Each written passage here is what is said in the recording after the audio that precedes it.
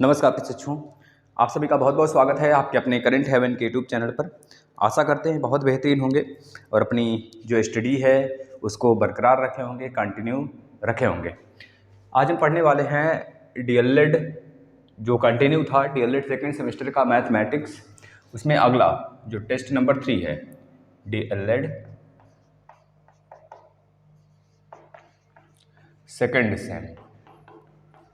Second same का math practice number कौन सा होगा? प्रैक्टिस सेट आपका 3, practice set number 3 second same का है और प्रैक्टिस सेट आपका 3rd है। इसको हम लोग देखेंगे कहाँ तक हुआ था, आप लोग बता सकते हैं तो बताइएगा। इसके आगे हम लोग चलते हैं, है ना। आप लोग एक बार फटाफट तब तक शेयर कर दीजिए।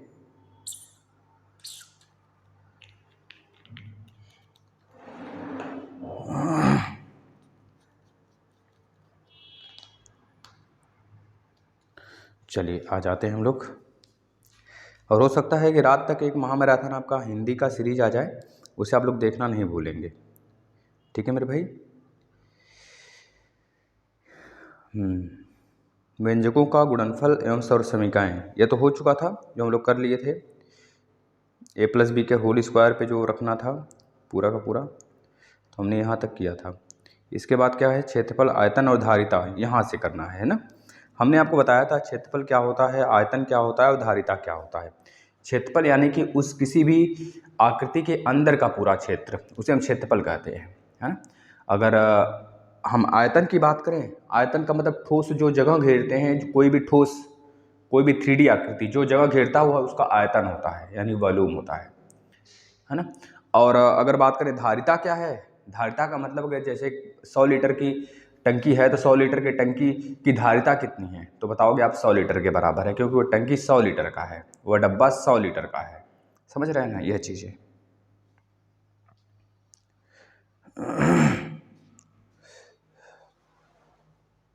ये तो सभी को पता होगा, 1 लीटर बराबर कितना होता है, 1000 घन सेंटीमीटर होता है।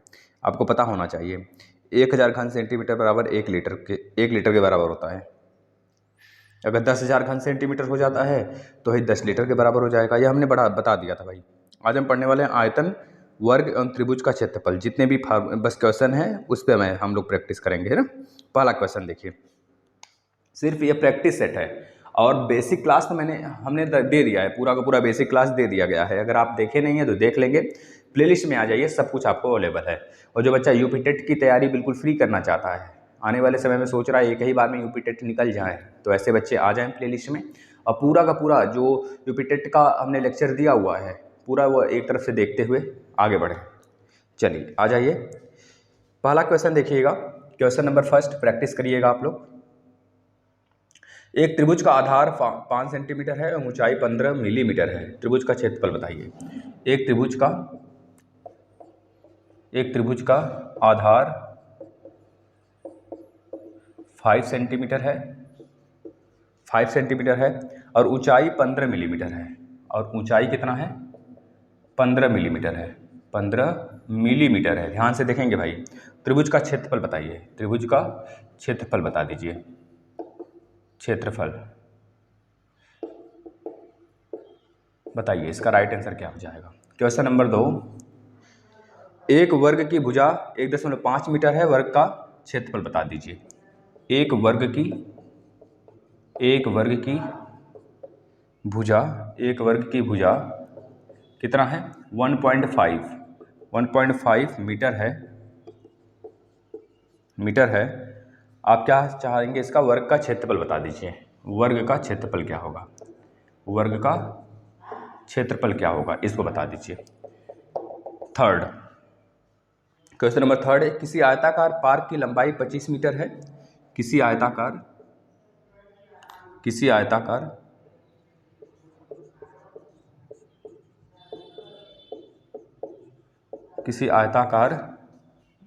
मैदान की किसी आयताकार पार्क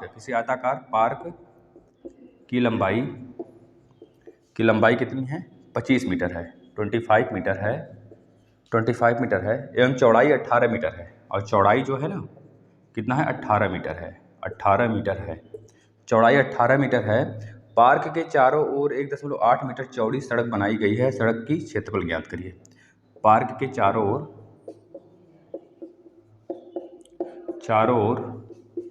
1.8 मीटर की चौड़ी सड़क बनी है, चौड़ी सड़क बनी हुई है। उस सड़क का ही क्षेत्रफल बता दीजिए। जो सड़क बना है उसका क्षेत्रफल बताइए। सड़क का क्षेत्रफल बताना है। चलिए तीनों कर लेते हैं, तीनों बहुत ही आसान प्रश्न हैं। अच्छा एक और लिख लीजिए, लिखना है तो एक वर्गाकार मैदान एक भुजा, मैदान का एक भुजा, क्वेश्चन नंबर 4 लिख लीजिएगा। एक वर्गाकार के मैदान, वर्गाकार है तो यानी कि चारों तरफ का बराबर बराबर होगा, यानी एक वर्गाकार मैदान के एक भुजा, मैदान के एक भुजा 28 मीटर लंबी है, 28 मीटर लंबी है, 28 मीटर लंबी है, ठीक है ना, लंबी है। यदि मैदान के अंदर चारों भुजाओं के साथ 2 मीटर चौड़ा स्थान वाहनों के लिए सुरक्षित कर दिया गया है। मैदान के चारों ओर भुजाओं के साथ, अच्छा मतलब कि भुजाओं से लगा हुआ, जैसे कि इस प्रकार से अगर आपका वर्गाकार मैदान है तो इसके चारों तरफ का इतना काट कर हमने यह वाला स्थान किसके लिए संरक्षित कर दिया है, वाहनों के लिए। यही बोला जा रहा है कि 2 मीटर, उस 28 मीटर में से 2-2 मीटर हर तरफ से काट कर वाहनों के लिए हमने सुरक्षित रख दिया है। यानी लिख लीजिए हर तरफ से 2 मीटर काट कर वाहनों के लिए सुरक्षित रखा गया है, के लिए सुरक्षित रखा गया है, सुरक्षित रखा गया है। एक किस लिए मैदान, इस शेष मैदान का क्षेत्रफल बताइए। जो बचा हुआ मैदान है उसका क्षेत्रफल बताना है। इस बार बचे हुए मैदान का क्षेत्रफल बताइए। बचे हुए भाग का क्षेत्रफल, बता दीजिए, बताइए बचे हुए भाग का क्षेत्रफल क्या होगा। चलिए आ जाते हैं, पहला प्रश्न क्या है। एक त्रिभुज का आधार 5 मीटर है, ऊंचाई 15 मिलीमीटर है, तो त्रिभुज का क्षेत्रफल बताइए। एक त्रिभुज का आधार जो है ना, वही त्रिभुज है जिसका आधार कितना है, 5 है, और ऊंचाई है 15 मिलीमीटर है। आपको पता है 15 मिलीमीटर यानी kilo hecto deca metre deci centi millimetre है, और यह सेंटीमीटर में है और यह मिलीमीटर में है। तो इसको सेंटीमीटर में बदलने के लिए आप 10 से भाग दे देंगे, यानी 1.5 सेंटीमीटर हो जाएगा। 1.5 सेंटीमीटर आपकी ऊंचाई हो गया और 5 सेंटीमीटर बेस हो गया। तो किसी भी त्रिभुज का क्षेत्रफल क्या होता है, 1/2 गुणे बेस गुणे हाइट होता है।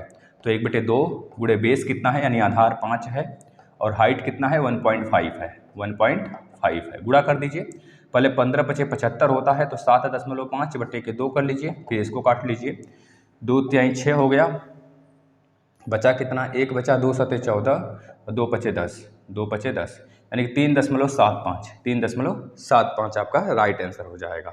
अगर सेंटीमीटर है तो सेंटीमीटर स्क्वायर।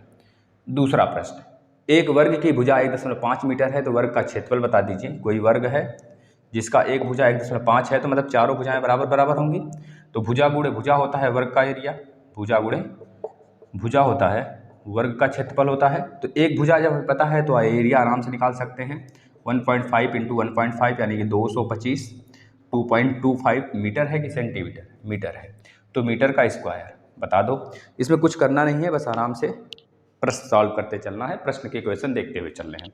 बेसिक क्लास जो नहीं देखा है प्लीज़ उनसे एक बार और रिक्वेस्ट करेंगे हम कि अगर प्लेलिस्ट में बेसिक क्लास देख लीजिए। यह सेट नंबर 3 है, प्रैक्टिस सेट नंबर 3 है, और इसके पहले प्रैक्टिस सेट 2 हो चुके हैं। जो बच्चे कहते हैं ना सर एक्सपेक्टेड क्वेश्चन, तो ये सब एक्सपेक्टेड क्वेश्चन के अंतर्गत ही आ रहे हैं, ठीक है ना। अगर प्रश्न यह ना छपा तो आप आकर बोर्ड पे मतलब कमेंट में लिख जाना कि सर आपकी क्लास से प्रश्न नहीं आए थे। तो इतना प्रॉमिस करते हैं, शायद ही इस बोर्ड से ऐसा एक भी प्रश्न हो जो नए आए हैं, समझ रहे हैं ना। जो आप में आने वाले हैं सारे के सारे प्रश्न इस बोर्ड से ही रहेंगे। किसी आयताकार पार्क की लंबाई 25 मीटर है।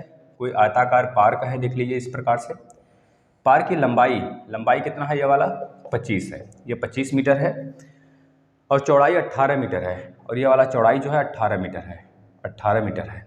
तो बोला जा रहा है पार्क के चारों ओर 1.8 मीटर चौड़ी सड़क बनी हुई है।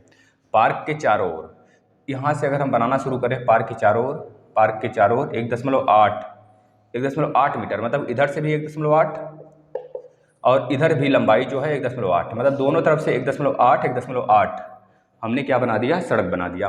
अब आप बताओ जब इधर 1.8 बढ़ा है तो इधर भी तो 1.8 बढ़ा है, तो टोटल कितना बढ़ गया, लंबाई कितना बढ़ा, तो लंबाई बढ़ गया, आप बता दोगे लंबाई पहले कितना था, 18 था ही, 18 था, अब कितना बढ़ गया, तो उसमें 1.8 बढ़ गया, यानी कि 1.8 18 दूना 36, 3.6 बढ़ गया, दोनों तरफ बढ़ा है ना भाई, एक तरफ ऊपर भी बढ़ेगा नीचे भी बढ़ेगा, यानी कि 3.6 बढ़ गया। 18 प्लस 3.6 कर दीजिए, कितना हो गया, 18 2 20 21.6। अब बढ़ के चौड़ाई कितना हो गया, 21.6 हो गया। चौड़ाई देखना, चौड़ाई भी 1.8 भाई, इधर बढ़ा तो इधर बढ़ाएगा, 1.8 बढ़ेगा, जाहिर सी बात है। चौड़ाई पहले 25 था, अब कितना हो गया, 25 प्लस 3.6, यानी कि हो गया 28.6। 28.6 अब चौड़ाई हो गया नया वाला, और नया वाला लंबाई कितना हो गया 21.6। किसी को भी लंबाई चौड़ाई ले लीजिए। अब आपसे पूछ क्या रहा है प्रश्न में, पार्क के चारों इतना है तो सड़क का क्षेत्रफल बता दीजिए। अब सड़क का केवल क्षेत्रफल बताना है, केवल इस वाले का क्षेत्रफल बताना है, इस वाले का। तो हमने इसके लिए फार्मूला भी बनाया हुआ है, अगर फार्मूला अच्छा लगे तो फार्मूला से करते हैं, नहीं तो अन्यथा आप चाहे जैसे कर सकते हैं। जब भी बढ़ने की बात करेगा, बढ़ने की बात करेगा, बढ़ा है, अंदर दबा नहीं है, पहले अंदर था अब बढ़ गया, जब बढ़ने की बात करेगा तो लेंथ प्लस ब्रेथ प्लस दो गुणे डब्ल्यू मतलब जो बढ़ा है, इंटू 2 गुणे डब्ल्यू, बस यही इसका एरिया होगा सड़क का। इस फार्मूले से लगा लेंगे। एल और बी क्या है, एल मतलब पहले वाली लंबाई, बी मतलब पहले वाली चौड़ाई, कितना है 25 और कितना था भाई 18, 25 प्लस 18 प्लस 2 गुणे कितना बढ़ रहा है 1.8 बढ़ रहा है, तो 2 गुणे 1.8 कर लेंगे, इंटू कितना बढ़ा है 2 गुणे 1.8, यानी कि 2 गुणे 1.8 कर लेंगे। तो अब इसको सॉल्व कर लीजिए, आंसर आ जाएगा आपका। देखिए 25 और 18, 25 10 30, 25 10 35, 35 5 40, 3 43, 43 में 18 दूना 36, 43 प्लस 3.6 जोड़ेंगे भी और 3.6 से गुणा भी कराएंगे, 3.6 जोड़ेंगे भी और 3.6 से गुणा भी कराएंगे, 18 दूना 36, ठीक है। 43 और 3 46.6, 46.6 गुणे 3.6 गुणा करा लीजिए। देखिए 6 यहाँ पर 6 है, तो पहले आप चाहें तो ऊपर नीचे मल्टीप्लाई करवा सकते हैं 100 से, नहीं तो फिर आपको जैसे मन करे 3.6 का यहाँ पर रख के गुणा कर लीजिए। इसको यहाँ से हटाकर जो आंसर आएगा आपके सामने आ जाएगा। देखिए 6 को 36 को 6 कैरी 3, 6 को 36 और 3 39 को 9 कैरी 3 और 6 को 24 और 3 27 यानी 27 कट्टम कुट्टम। 3 चौक 18 को 8 1, 3 चौक 18 को 19 को 9 1, 3 चौक 12 13, जोड़ लीजिए 6, 9 1 10 17 को 7 हाथ में 1, 9 1 10 17 को 7 कैरी 1, 3 2 5 1 6 और 1, यानी कि 1 और 2 अंक पे 167.76 ये एरिया हो जाएगा सड़क का। फिर से समझ लीजिए, फार्मूला होता है जब भी आपको ऐसे दे दे, मतलब कि अंदर की तरफ कुछ बना हो, अब बोल दे बाहर की तरफ आप सड़क बना रहे हो, तब उसके लिए आप फार्मूला लगाओगे length plus breadth plus 2W, W क्या है बढ़ा हुआ, बोल रहा है 1.8 बढ़ाया जा रहा है चारों तरफ, तो वही 1.8 की वैल्यू W बराबर 1.8 है, तो रखकर आप मल्टीप्लाई करा लेंगे, आ जाएगा आपका इस फार्मूले से एरिया आ जाएगा सड़क का। लेकिन अगर यही उल्टा बोल देता, आपका यह घर है, घर के अंदर बाड़ा बना रहे हो आप, बाड़ा बना रहे हो, तब उस कंडीशन में बस यहाँ पे माइनस लगा देते, बस यहाँ पे माइनस लगा देते, आंसर वही हो जाता, ठीक है ना। तो आप समझ गए प्रश्न को। आइए नेक्स्ट प्रश्न पे आ जाते हैं।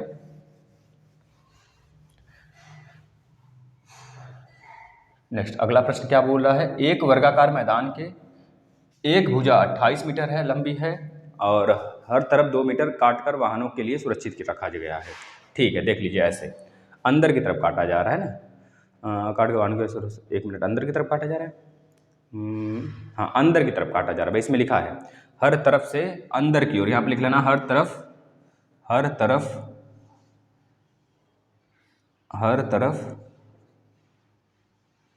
अंदर की ओर, अंदर से लिख लेना, यहाँ पर अंदर से काटा जा रहा है भाई ना, अंदर की तरफ काटा जा रहा है, मतलब इस प्रकार से आपका वर्ग बना है। इस बार वह वाला जो हमने फार्मूला बताया था दोनों L plus B plus 2W into 2W, L plus B minus 2W into 2W, वो केवल आयत के लिए फॉलो करेगा भाई, दिमाग में रख लेना उस चीज़ को ना। आयत के लिए भी फॉलो कर सकता है, दोनों के लिए। आपको कन्फ्यूजन ना हो तो केवल आयत के लिए याद रखना। देखना इसमें अब अंदर की तरफ काटा जा रहा है ऐसे, तो जो बाहर था, बाहर का पहले दिया था आपको कि भाई 28 मीटर है, वर्ग है तो 28 मीटर हर तरफ होगा, इधर भी 28, इधर भी 28, हर तरफ 28 28 हो गया। लेकिन ये बोल रहा है अंदर की तरफ अब काट दिया गया। कितना काटा गया अंदर की तरफ? 2 मीटर, 2 मीटर काटा गया। 2 मीटर इधर से भी, 2 मीटर इधर से भी, 2 मीटर इधर से भी, 2 मीटर इधर से भी, चारों तरफ से 2 मीटर काटा गया, दबा दिया गया काट कर। 2 मीटर इधर से जाएगा, 2 मीटर इधर से, मतलब 4 मीटर कम हो गया। पहले 28 था, अब कितना हो गया? 4, 28 माइनस 4 करोगे तो 24 हो जाएगा। हर तरफ 24 24, बताओ हर तरफ 24 24 होगा ना? हर तरफ 24 24 हो गया। अगर आपको नहीं पता है तो बड़ा वाला एरिया माइनस छोटा वाला एरिया कर देंगे तो बीच वाला सड़क का एरिया निकल जाएगा। आपसे पूछ क्या रहा है?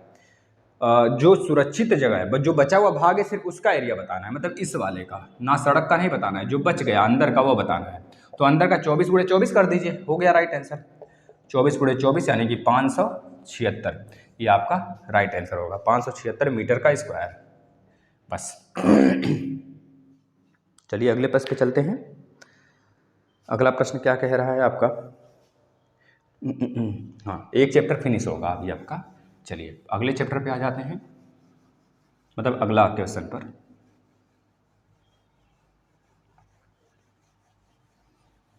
रुक जाओ, पहले प्रश्न लिख देते हैं, आप लोग लगाते रहिए फिर हम इरेज करते हैं। एक आयत की लंबाई 4 मीटर, चौड़ाई 2 सेंटीमीटर है, तो आयत का क्षेत्रफल बताइए। देखिए बहुत ही अच्छे प्रश्न, बहुत छोटा छोटा प्रश्न पूछा जाता है। एक आयत की लंबाई, अभी एक बार और हम महामैराथन लगाएंगे राजन और पवन सीरीज से। 2-3 वीडियो भी बहुत बार आएंगे, समझ रहे हैं ना? जब तक पेपर नहीं हो रहा है हम सोचे कि एक बार बेसिक करा कर प्रैक्टिस सेट करा दें बच्चों का। जो बच्चे नए हैं, पुराने हैं, वो कम से कम जुड़ कर देखते रहें। अगर आप लोग जितनी बार देखें उतनी बार शेयर करें, समझ रहे हैं ना? जिससे नए बच्चे जुड़ें कम से कम। अगर नहीं शेयर करते हैं तो आप अपने साथ साथ बच्चों की ज़िंदगी भी बर्बाद कर रहे हैं, क्योंकि जिनको नहीं पता है उनको जोड़ने का कर्तव्य आपका है। आप जोड़िए भाई, जितना ज़्यादा आप माता रानी का दिन चला, जितना ज़्यादा सेवा करेंगे उतनी ज़्यादा लाभ मिलेगा। ये चीज़ दिमाग में रख लीजिए। एक आयत की लंबाई 4 मीटर 4 सेंटीमीटर, चौड़ाई 2 सेंटीमीटर। एक आयत की लंबाई 4 सेंटीमीटर और चौड़ाई 2 सेंटीमीटर है, और चौड़ाई 2 सेंटीमीटर है, 2 सेंटीमीटर है। आयत का क्षेत्रफल बता दीजिए। आयत का, आप सभी को यह सोचना चाहिए, कम से कम इसको इतना शेयर कर दें कि हर जगह पहुंच जाए। इस प्लेटफॉर्म पे आपको सारी चीज़ें तो मिल रही हैं, अभी मैथ खत्म होगा तो फिर साइंस, सोशल साइंस, सब इंग्लिश वगैरह सब स्टार्ट करेंगे, समझ रहे हैं ना? इसके बाद किसी कमरे की दीवार की लंबाई तथा ऊंचाई क्रमशः किसी कमरे की लंबाई और ऊंचाई, लंबाई तथा ऊंचाई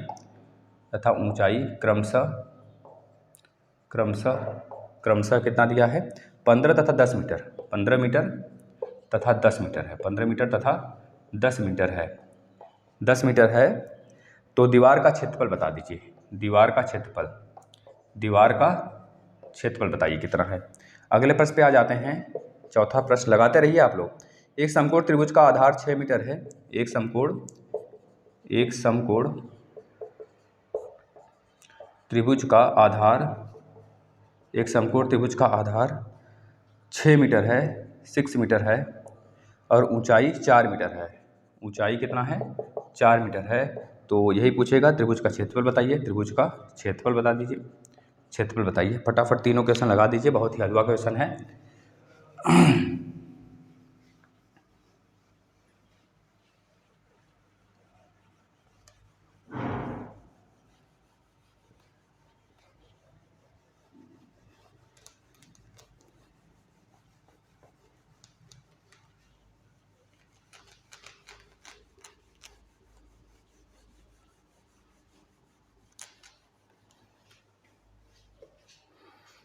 बताइएगा।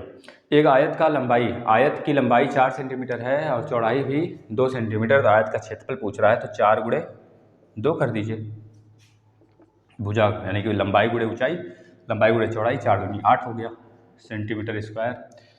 किसी कमरे की लंबाई तथा ऊंचाई क्रमशः 15 मीटर तथा 10 मीटर है। दीवार का क्षेत्रफल बता दीजिए। सिर्फ दीवार का क्षेत्रफल पूछ रहा है, याद रखना। कोई कमरा है इस प्रकार से, इस प्रकार से कोई कमरा है, इसमें ऊंचाई दिया है 15 और लंबाई दिया है 15, लंबाई दिया है 15 और ऊंचाई कितना दिया है, ऊंचाई कितना दिया है, लंबाई 15, ऊंचाई 10 दिया है। ऊंचाई जो है ना हाइट, यह लंबाई हो गया 15 और ये 10 हो गया ऊंचाई। तो आपसे पूछ रहा है इस दीवार की सिर्फ हमको ऊंचाई बतानी है, मतलब क्षेत्रफल बताना है सिर्फ दीवार की। लंबाई दे दिया है, ऊंचाई दे दिया है, लंबाई और ऊंचाई तो सिर्फ हम इस प्रकार से लेकर निकाल सकते हैं। इसमें भाई एक चीज़ और मिस कर रहा है क्या, 13, किसी कमरे की दीवार की लंबाई तथा ऊंचाई क्रमशः 15 और 10 मीटर है, दीवार का क्षेत्रफल बता दीजिए। भाई किसी एक दीवार की बात कर रहा है ना, समझ रहे हैं, किसी एक दीवार की बात कर रहा है, तो किसी भी एक दीवार की जब बात करेगा तो 15 × 10 कर देंगे मेरे लाल, 15 × 10 यानी 150 आ जाएगा, 150 मीटर स्क्वायर, बस यही आंसर है। एक समकोण त्रिभुज के आधार का क्षेत्रफल दिया है, कोई समकोण त्रिभुज है मेरे लाल, यह समकोण मतलब कि 90 डिग्री का यह बनेगा, तो यह वाला जो भुजा यह 6 मीटर है, यह बोला है, और ऊंचाई जो है 4 है, तो इसका एरिया क्या हो जाता है, हाफ गुणे बेस गुणे ऊंचाई हो जाता है, यानी कि 1/2 गुणे बेस की वैल्यू कितनी है 6, हाइट कितना है 4, तो 2 3 6 3 चौके 12, 12 क्या हो जाता है इसका, किसमें है, मीटर में है, तो मीटर स्क्वायर एरिया। बस इतना ही करना था। आ जाते हैं नेक्स्ट चैप्टर पर, अगले चैप्टर भी इसी तरह कर लेते हैं। अवर्गीकृत आंकड़े के बारे में दिया हुआ है, तो इसको आप आसानी से कर सकते हैं। सर्वांग समता और समरूपता हमने कितनी बार समझाया है, उस पर कुछ क्वेश्चन है, क्वेश्चन को कर लिया जाए। हमने पिछले क्लास में समझाया था सर्वांग समता और समरूपता क्या होता है। सर्वांग समता यानी कांग्रुएंसी की बात करता है, जिसमें कि ओवरलैपिंग का प्रोसेस, यानी कि रंग रूप आकार आकृति सब बराबर होता है सर्वांग समता में। और समरूपता में जैसे कि छोटा बच्चा है बड़ा बच्चा है, दोनों को दीपावली के दिन एक ही कपड़ा पहने हुए आप देखते हैं, पिताजी प्यार से एक ही कपड़े दोनों के लिए लेकर आते हैं, लेकिन साइज़ तो छोटा बड़ा होता है, क्योंकि एक छोटा बच्चा है एक बड़ा बच्चा है, ऐसा तो नहीं दोनों के लिए छोटा साइज ही हो, दोनों एक ही साइज के पहनो, तो यह हो जाता है आपका सिमिलरिटी, जिसे हम कहते हैं समरूप कहते हैं, मतलब समान रूप का है, भले छोटा आकृति उसकी छोटी बड़ी हो सकती है। ठीक है, इस चीज़ दिमाग में रखनी है। त्रिभुज के संदर्भ में सर्वांग समता की शर्तें हमने बता रखी हैं कई बार, है ना, सर्वांग समता की शर्तें हमने बता रखा है, इस पर क्वेश्चन, बस यह था आपका पूरा का पूरा प्रैक्टिस भाई। इसमें सर्वांग समता की कुछ शर्त दिया है, बस सर्वांग समता हम कहें तो फिर से एक बार समझा देते हैं, सर्वांग समता और समरूपता।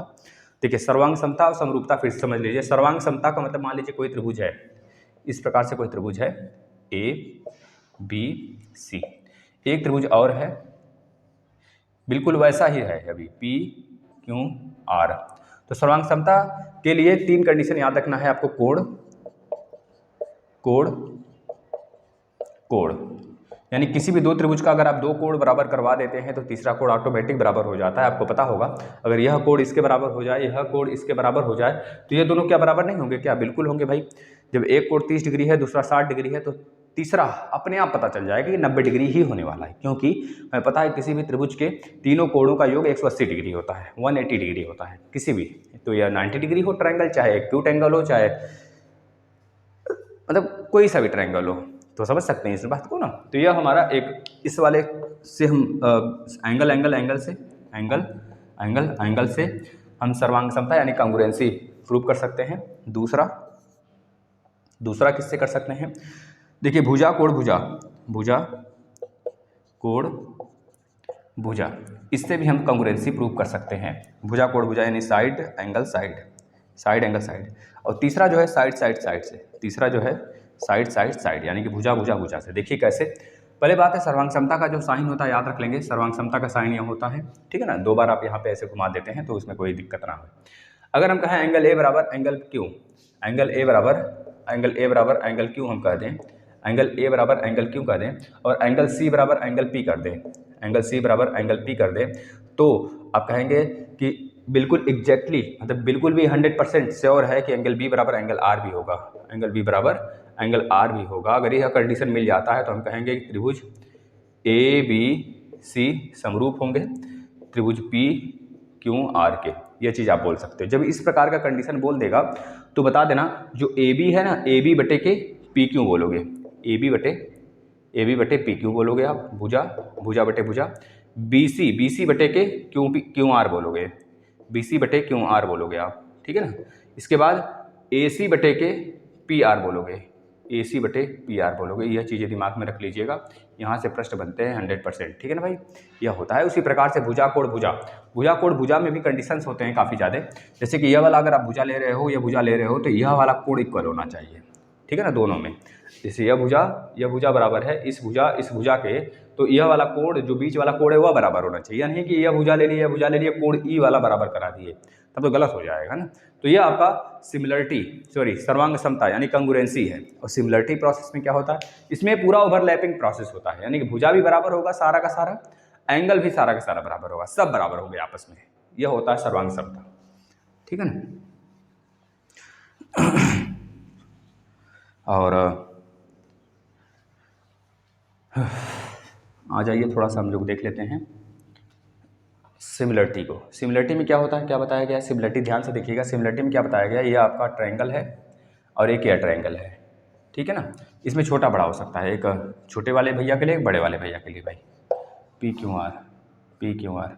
अब इस चीज़ में दिमाग में ध्यान में रखिएगा, अगर यह वाला एंगल है बराबर इस वाले एंगल के, तो इस वाले का साइड होगा इस वाले साइड के बराबर, ये दिमाग में रख लेना। यानी कि अगर यह वाला एंगल इस वाले एंगल के बराबर है, तो AC भुजा बराबर PQ भुजा होगा, ये चीज़ दिमाग में रख लेना। क्योंकि angle B is equal to angle R हुआ है, इस चीज़ को दिमाग में रख लेना, ठीक है ना। क्योंकि एंगल के सामने का ही भुजा बराबर होता है। अब इसमें भी वही चीज़ है, एंगल और साइड, इन दोनों से आप प्रूव कर सकते हो सिमिलरिटी किसे कहते हैं। सिमिलरिटी का मतलब यह नहीं कि बड़ा छोटा कुछ भी हो, ठीक है, यह चीज़ें दिमाग में रखना है आपको। अगर हम कहते हैं यह वाला भुजा इस वाले भुजा के बराबर है ना, हम इस वाले को कर रहे हैं प्रूफ, ठीक है ना, साइड एंगल साइड से, तो AB आप कहोगे AB बराबर हो जाएगा PQ के हो जाएगा। और हम कहते हैं AC बराबर है PR के, तो आप कह दोगे जब यह दोनों भुजा आपस में बराबर हो गए, तो इनके बीच बनने वाला जो कोण होगा ना, वो बराबर होगा। कैसे, आपने समद्विबाहु त्रिभुज पढ़ा होगा, जब दो भुजा बराबर हो जाते हैं तो यह वाला एंगल जो है आपस में बराबर हो जाता है। जब यह आपस में बराबर हो गया ना, यह वाला भी आपस में बराबर हो गया, तो जाहिर सी बात है यह दोनों भी आपस में बराबर हो जाएंगे, यानी angle A is equal to angle P हो जाएगा, ठीक है ना। यह चीज़ दिमाग में रख लीजिएगा, AB बराबर PQ, AC बराबर PR और एंगल A बराबर एंगल P, मतलब कि हाँ सही है, ये चीज़ें हो गई। जब यह हो गया तो हमको पता है कि यह साइड हो गया, यह भी साइड हो गया, यह एंगल हो गया। साइड एंगल से ये क्या होगा, सिमिलरिटी होगा, सिमिलरिटी प्रूव करेगा। जब सिमिलरिटी प्रूव करेगा यानी कि सर्वांग समता नहीं, समरूपता दिखाएगा। जब समरूपता दिखाएगा तो जाहिर सी बात है इसके सामने वाला भुजा यह, यानी कि आप लिख लोगे त्रिभुज, देखना जरा, एंगल A बराबर एंगल P हुआ है ना, तो ABC, त्रिभुज ABC, सिमिलरिटी का साइन क्या होता है, सिमिलरिटी का साइन सिर्फ यह होता है, ठीक है ना।